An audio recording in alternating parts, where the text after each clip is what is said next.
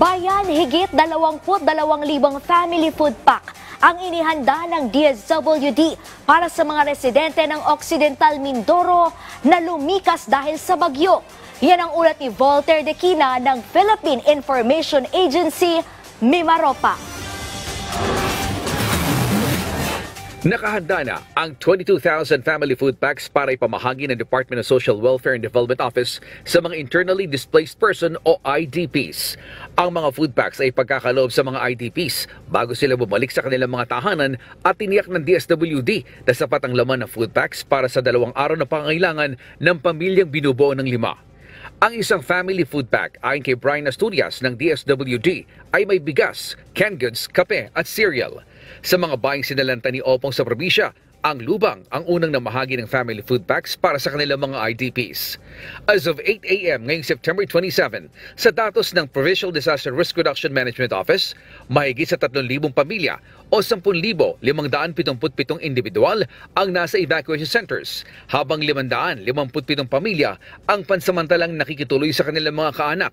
Inaasahan na makababalik na rin ngayong araw ang karamihan sa mga IDPs, maliban sa mga nakatira sa mga lugar na lubog pa rin sa baha.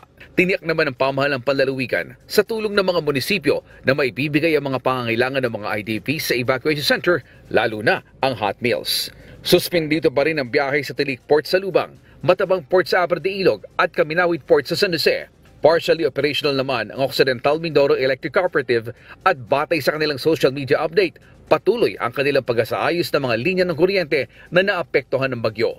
Inaasahan na higit na makikita ang kalagayan ng probinsya at ang epekto ng bagyo sa isasagawang Rapid Damage Assessment and Needs Analysis ng mga kasapi ng Provincial Risk Reduction and Management Council ngayong hapon.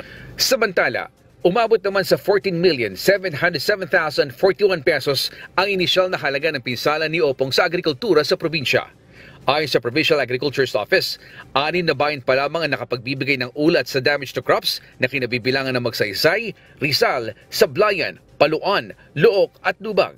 Sa 6 na bayan, Pali ang nagtamo ng pinakamalaking pinsala na nagkakahalaga ng higit 14 million pesos, sumunod ang mais na higit sa 300,000 pesos ang halaga ng pinsala.